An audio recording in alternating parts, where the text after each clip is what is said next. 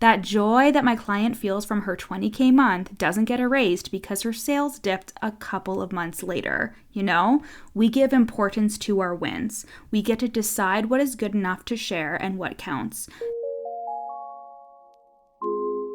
You're listening to the From Imposter to Empowered podcast. I'm your host, Jill Perrick, a business and mindset coach who specializes in imposter syndrome.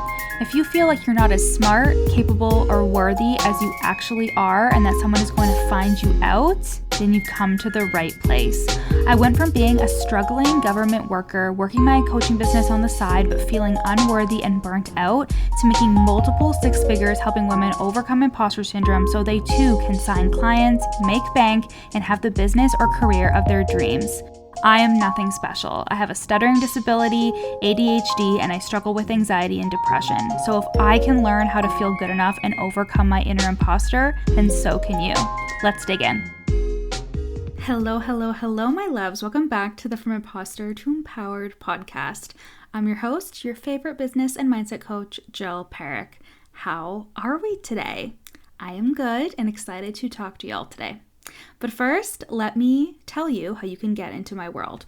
First and foremost, one-to-one coaching, which is my Fraud to Six Figures program. This is for the coach who wants private one-to-one mentorship, who wants to embody their six-figure coach identity, sell offers they're obsessed with, sign coaching clients, and grow their coaching business to six figures. There's option for a 3-month contract at $6K or a 6-month contract at $10K. There are monthly payment plan options and extended payment plan options, and you can apply for one-to-one coaching at the link in my show notes.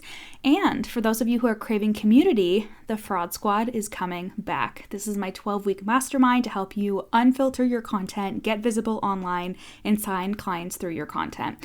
This mastermind is for you to master the mindset and the energetics behind your brand so you can let the real you shine through and attract paying clients to your offers. By the end of the 12 weeks, you'll be showing up without the fear of judgment, completely unfiltered, and creating content that will attract clients to your offers. The Fraud Squad is only $222 or 4 payments of $555. You can head to the show notes now and sign up for the waitlist before we open the doors on Monday, August 14th. And if you join the waitlist, you'll get $111 off your enrollment. Now let's get into the episode. I decided to share my thoughts on using old testimonials based on a conversation with a client. She noticed that when she was sharing more testimonials on her Instagram stories, she got more clicks on her applications to work with her. But she had a little hang up. She thought that if she shared the same testimonials often, people would notice. She also felt fear around her clients noticing their testimonials being used. She wondered if it was even ethical to use testimonials from the past, and she felt like she couldn't talk about her past success or her clients' past successes because it wasn't happening right this second. And this was causing her to freeze up when creating content, and it was taking her forever to show up on her stories because she was really overthinking everything. Now listen, I'm going to be sassy for a minute. No one gives a fuck about you sharing your testimonials. Your audience is not noticing if you share a testimonial this week that you shared last week. What they're noticing is that it is a testimonial of your work. So while yes, they may be noticing what the testimonial says, a potential client, which is the only person consuming your content who fucking matters, is looking at it through the lens of, I want to work with this person, whether it's right now or in the future, and this is evidence that that would be a good choice.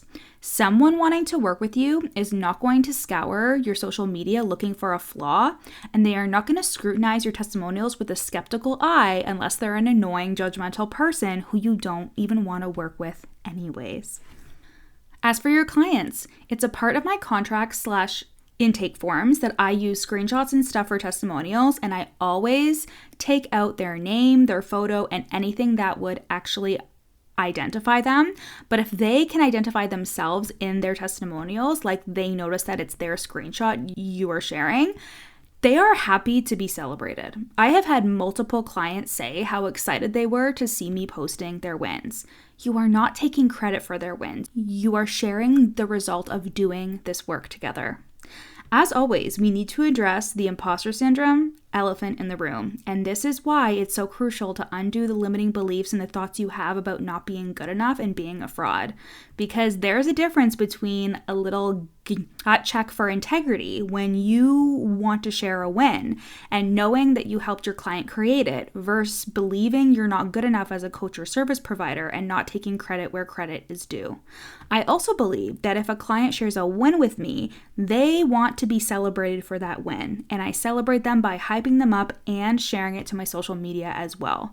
Your clients want to be celebrated and seen by you no matter what the win is. They want to believe that they are making progress and that the work they're putting in is working and that you're proud of them.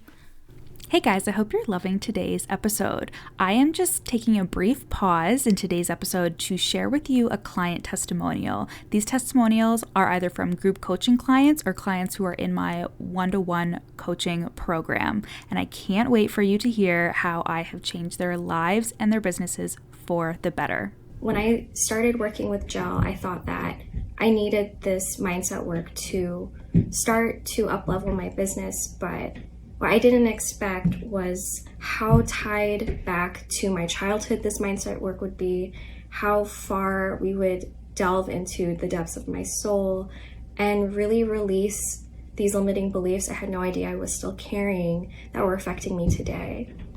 Now, thanks to that work, I have transformed my mindset and now feel like I can make aligned, clear decisions for my business, trust in myself, believe in myself as I pursue my dreams, and I feel like a completely different person thanks to Jill.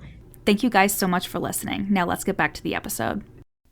So why wouldn't you share a testimonial more than once? Why wouldn't you share old testimonials? That is such a crock of shit. And I think that this kind of thinking is a side effect from an industry like the coaching industry that is very fast-paced, always moving, and always looking for the next win, the next accomplishment, the next dollar, etc.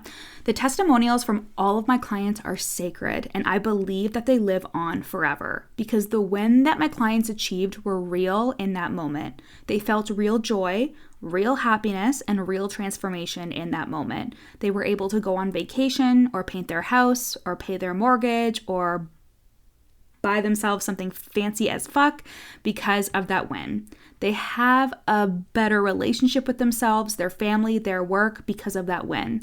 And even with a couple of past clients I don't work with anymore, whatever they're doing now, I still consider their wins real. What they created was real, and what they felt was real. Like when Dustin and I picked up Hugo, he was this tiny little puppy that weighed less than a pound.